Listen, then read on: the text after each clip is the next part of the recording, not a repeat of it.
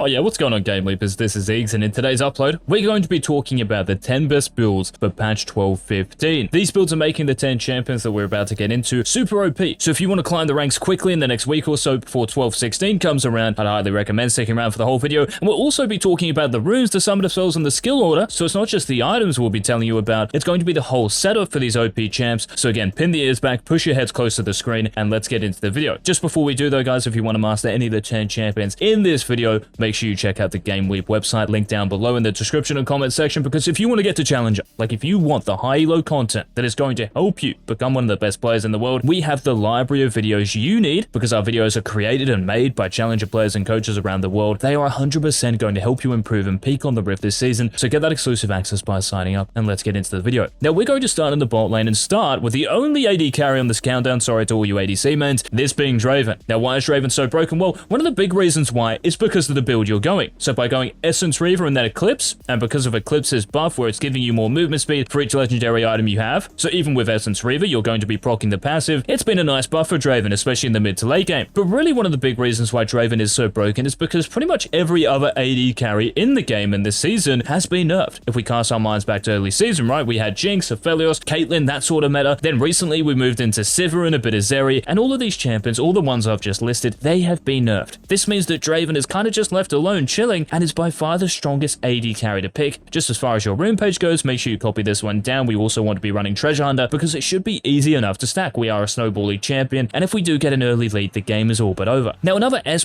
tier champion, one of the reasons that makes Vex so broken is of course her build. So with Sorcerer Shoes and Luden's Tempest, the magic penetration, you are going to one-shot champions, but before Vex got buffed, you weren't really one-shotting anyone. So really it's thanks to the Q-AP ratio buff that Vex got, and also the cooldown going down, so your Q at level 9 or 5 points in your Q on a 4-second cooldown? Like you're joking. And you're probably going to have ability haste from that point, whether it's from Lost Chapter or Luden's Tempest. So in the mid to late game, your Mistral Bolt might even be on like a 3, maybe even 2.5 second cooldown, depending on how much cooldown you actually have. Now as far as your rune page goes, we are taking advantage of the new and improved Scorch, which is one of the reasons why in Master and above, Vex does have over a 52% win rate in over 2,000 matches. So Vex at the moment is absolutely sending it. Just make sure you're maxing your Q and then your W. And also guys, in most games you want to be starting with your E, if not all of them, because your E provides you amazing wave clear. It's very easy to proc as well when the enemy mid laner, doesn't matter if they're melee or range, is going for a last hit. So Vex is the first of 2 mid laners. Now the other mid laner, bit of a surprise inclusion here. This one is Vladimir. Now most of you are probably going Rocket Belt on Vladimir, but the build recommended here with Night Harvester, Sorcerer Shoes, and Ravenous Death Cap, 10 times better. Like this has an insane win rate. You can see it over 400 matches in Master and above. To have close to a 60% win rate, one of the highest on the Rift. And just like Vex, we are going to be making use of the new and improved Scorch, and this rune page might look a little bit weird because we're running Nimbus Cloak and Scorch on Vladimir and also Airy. And the reason you don't really need to go Phase Rush is because you're going Nimbus Cloak and Summon Airy will actually just enhance your damage during the laning phase and also during the late game as well when you'll start one-shotting people. Now it's really important when we're running Nimbus to run 2 combat summoner spells, so no TP here, we're going Flash, then we're going Ghost. Now you might consider going something like Ignite or maybe even Exhaust into matchups where there might be like a Fizz or a Zed, but Flash and Ghost for the most part, objectively speaking, definitely the best setup here. So Vladimir with the Night Harvester, because this got buffed a few patches ago, been really nice for him, and just going max out in terms of the damage department with a Ravenous Death Cap. This champion is performing extremely well at the moment in really a meta where he probably shouldn't be, so that just goes to tell you how good this setup is. Now moving on to the jungle, guys, we're going to talk about, well, one champion who's been really popular in recent weeks because of all the hype that Bo has had jungling in EU West. Now Bo is a former FPX player who's now in EU West competing, and he got to rank 1 EU West in around a month playing this setup, and he had like a 75-80% win rate on Graves with this exact thing. So we've got Umbral Glaive with Zombie Ward, then we have your boots, so these could be Steel Caps or Merc Treads, and then we have Gore Drinker. Now why Gore Drinker on Graves? Well, you don't actually really need Eclipse all that much. Gore Drinker, because you scale so well, the ability haste, really useful. And remember, this got buffed not long ago to 7 per legendary item you have. And because Graves is a short range champion, and in solo queue lots of people are going to be headbutting, Gore Drinker gives you so much survivability, and because you scale so well into the mid to late game, you'll still have the damage from your other items to still one-shot the enemy squishies. Just make sure, guys, if you are playing Graves, to start with your E and to kite the camps. Please do not stand in the same position. If you let the red or blue buff auto attack you, let's say more than 2 to 3 times, you're not clearing well enough. So make sure you practice your Graves mechanics before just jumping into a game. Maybe in the practice tool will be helpful. And if you are going to full clear, you can always put 2 points in your Q, but for the most part, if you want to make plays at level 3, put a point in your W and you're good. Now the next jungler in this video, guys, this is a champion who got buffed in this patch, so a passive, the damage going up. For Lillia, this has been really nice, and in high elo in Challenger, that's the elo this stat stat line is from. So in over 500 matches, just over a 54% win rate, very respectable indeed. And it really is all because of that passive buff, but also the setup here, you can see that in close to 100 matches, 58% win rate. So I think this is well worth a shot for all you Lillia mains out there. So with Dark Harvest and Cheap Shot is going to enhance your damage, especially when you hit level 6. And by taking Treasure Hunter, because you are a jungler with decent movement speed, you can get around the map very quickly and get those stacks super quick as well. And as far as your secondary tree goes with Celerity and then Water Walking, going through the river, the movement speed, like I said, going to synergize really nicely with our first tree. And your build is fairly standard, nothing has really changed here, with Liandry's, cooldown boots, and then Demonic Embrace. The tick damage, the cooldown reduction, the ability haze, super useful and you have to buy these. Just as far as your abilities go, after starting Q, you want to have another point in your Q, so 2 points in it at level 3, a point in W, and then you're getting your E at level 4, max in Q, max in W, then your E. So Lily, if you don't want to play Graves, maybe you need some AP in your team, is for sure a very good champion to pick in 12-15. Now the last jungler on this countdown, again, if you want to play an AP champion, but let's just say you don't like Lillia, then I would highly recommend to you guys to pick Diana. And we're talking about tank Diana as well, which is honestly like just annoying to talk about, because I think this should have been nerfed to the point where Diana's, well, it just shouldn't be viable, because going Nash's 2 for Sorcerer's Shoes, okay, it sounds kind of alright so far. Diana is an AP champion, you want ability power, but then we have Sunfire Aegis, and it's still the best mythic item to go. You can see the ban rate as well in Master and above, by the way, 25%. High elo players really don't like this champion. She's very obnoxious, way too easy to make work, and with Sunfire Aegis, it's just really unhealthy and pretty uninteractive for the game. There's very little counterplay, and when you get Red Smite with Diana, Conqueror as well, you stack it very quickly. There's no beating her in a 1v1. In teamfights as well, she's always going to be good because of that amazing ultimate, the Flash ER combo, very deadly. And you might be thinking, well, didn't Sunfire Aegis get nerfed for these champions who were abusing this like Yone as well? Well, it did, but not enough. Diana is still proving to be a great abuser of Sunfire, and to be honest, she is a bit of an elo-inflated champion at the moment. So if you want to get that free LP, guys, Diana might be your best bet. Now, we've got 4 more champions to talk about in this video, and all of these reside in the top lane. So first of all, we have a champion who we've mentioned in prior videos, this being Rumble. Now, why is Rumble so good now? Why do you have to play him? Well, it's really because of the Scorch buff, but also the Night Harvester buff complements Rumble a lot because the extra damage, the ability haze. This is early game oriented. So when you do get your Night Harvester, this might be anywhere from like, let's just say 8-9 minutes to around 15 minutes. With Scorch and you're amazing early to mid game anyway, like Rumble's level 6, one of the best on the Rift, you can dominate games and end them on your own. You just have to make sure you win lane, which is why we're taking Comet with Scorch, the tick damage, the burn damage, very, very nice. But in the top lane, guys, we are going to run into champions who might be scary. That's why on this room page, we have Shield Bash, because that will help our W, the shield we get from that. And we also want bone plating in the majority of matchups, because those champions like Darius, like Set, as soon as they run at us and jump onto us, we are going to lose a lot of HP. But against lanes that might be more poke-based, so you might think about a Teemo, for example, something like this, we can afford to run second wind instead of bone plating. So take that into consideration. Just make sure if you're playing Rumble, guys, try to keep your heat, so that's the bar underneath your HP bar, at beyond that halfway point. You don't want it to drop lower than that because your abilities won't deal enhanced damage. If you keep it from 50 to 100, and especially when you actually go all in and try to kill the enemy top laner, you can of course overheat, you'll get the extra damage for your auto attacks and the extra attack speed. That's when you can go nuts. But until that point, you're managing your heat, you're playing around your combat cooldown and maybe even bone plating in those volatile matchups. But Rumble, super OP, super oppressive top laner in 12-15. Now another AP top laner, if you don't want to play Rumble, I'd highly recommend you guys to pick Singed in 12-15. And because his ultimate, the resistances got buffed, and also the movement speed from your passive got buffed as well, these have been amazing buffs. Singed's win rate as a result of all these has gone up like 5%, I think, and that's in the majority of elos. Now this stat line you see here, this is actually in Master and above, and it really does go to show how good Singed has become once again. Now as far as this rune page goes, it might look a little weird, but with Spellbook, you can use so many spells on Singed, right? You've got TP, you've got Ghost, Flash, Ignite, even Exhaust can be useful, so Spellbook is an amazing keystone for him. And you're probably also wondering, why on earth are we running Hex Flash? Well, Hex Flash in the top lane is actually super underrated because with Nimbus Cloak, it actually procs Nimbus Cloak. So every time you use Hex Flash, whether it's out of a brush, whether it's over a wall, you can really abuse this to catch out the enemy top laner, especially if you have kill pressure. So you might need Ignite to actually just one-shot them with this combo, but with your jungler as well, oh my goodness, like that is just 100% a kill if you can get onto them. So Hex Flash is really useful for the gap closing this will give you. And as far as the build goes here that's recommended, we're not getting Rylai's until our 4th item. So what we want to be doing is getting a Demonic Embrace first, because it's only 400 gold more than Rylai's, which really isn't that bad. And for the stats you're getting, which will just activate instantly, because Demonic is giving you a lot of HP, it's giving you tick damage, it's probably just a better item rush than Rylai's, and then getting your Rift Maker, so your Mythic after this, going to really help with those trades in the top lane. So Singed is a super underrated champion at the moment, but his build is easily, so the rune page, the items we just talked about, is right up there with the best of them. Now another setup that's up there with the best of them, this is for Kennen, and just like Singed, Kennen in 12-15 got buffed. So in terms of your ultimate doing more damage, your W getting buffed, this has been amazing for Kennen. And this rune page, just like a lot of champions we've talked about, does include Scorch and also Nimbus Cloak. Because the top lane is becoming more and more of a 1v1, we really want to take 2 combat summoner spells. So with Flash and Ignite, Kennen's actually, well, almost unbeatable during the laning phase. Now, you might have to ban Aurelia because the champion kind of does destroy you. Maybe even Wukong as well might be hard for you. But the point here, guys, with Scorch, the extra damage for a poke-based champion like Kennen as well, going to be really good, especially when you're maxing your Thundering Shuriken. And we want to be taking Ultimate Hunter because we want that cooldown of our Slicing Maelstrom to go down. And of course, as far as your items go, nothing is changing here. But because of the extra AP ratios in your kit now, this is going to amplify the damage that Rocket Belt, Shadow Flame are giving you. Of course, for your boots, you want to be going Sorcerer's Shoes. But Kennen, guys, is back with a bang in the top lane and on the Rift. But honestly, the #1 champion in the game at the moment, based on the build you go, this is Eclipse AAtrox. And really, Eclipse is the main reason why AAtrox is absolutely sending it across all elos. So if you're still going Gore Drinker, stop.